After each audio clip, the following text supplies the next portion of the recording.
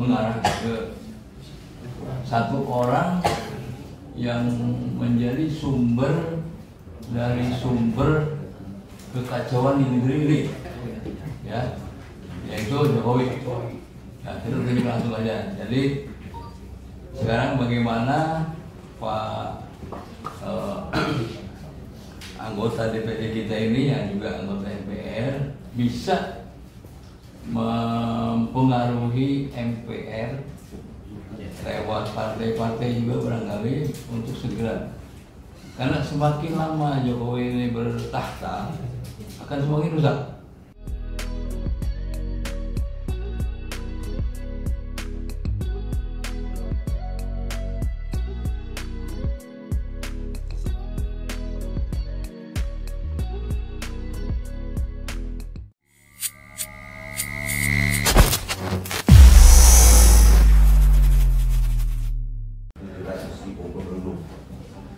Sebenarnya persoalan kecil ini, Pak. Kalau dari sisi penataan wilayah, penataan ruang sebuah pemerintahan. Namun demikian, dalam kaitan Rempang ini, dalam kaitan Eco City ini, ternyata ditemukan oleh Pak Didi Maulani, oleh jawaban langsung dari rakyat, bahwa yang menandatangani itu tidak sampai 10%. Bahkan itu pun sebagian itu dipaksa memang. Jadi yang lainnya nggak ada gitu, tidak bersedia gitu.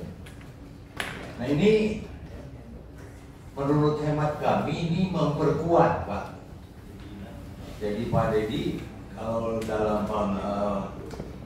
pemikiran saya ini memperkuat obrolan kita petisi 100 yang lalu yang dengan DPD dan Pak Tarno sendiri, itu bahwa petisi 100 pada akhirnya menyampaikan pernyataan untuk memakzulkan Jokowi.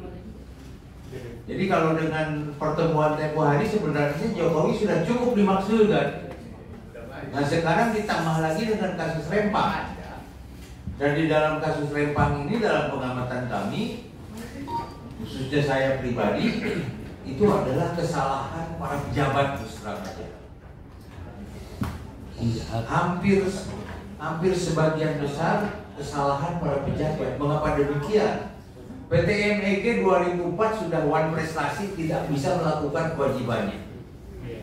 Padahal di dalam undang-undang investasi baik asing maupun PMDN tahun 67 dan 68 itu kan sudah ada batasan bahwa dalam sekian tidak ada realisasi seharusnya izin itu gugur.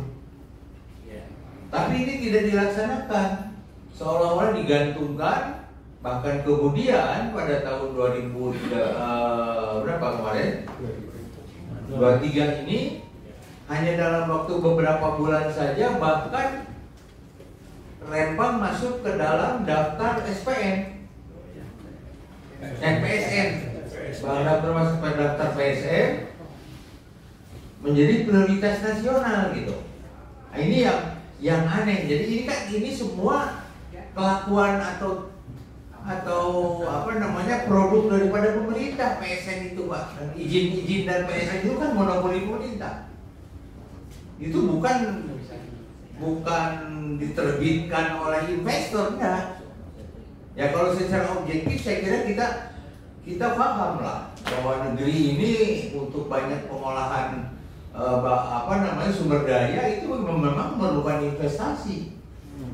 Hanya persoalannya sekarang aturan investasi tidak dilakukan oleh pemerintah sendiri. Ya, PT MEG yang sudah collab, yang sudah one prestasi di tahun 2004, dia dibiarkan, tidak dicabut izinnya. Kemudian BP Rempang sendiri sebenarnya hanya authorize untuk 600 hektar, tidak untuk 7.000 hektar atau lebih, hanya untuk 600 hektar, Pak. Nah, dia sudah melanggar hukum juga, Pak. Kemudian dari sisi investasi sama, Pak. bahwa sekarang ini sudah datang orang-orang Cina di sana melakukan pengukuran dan lain sebagainya.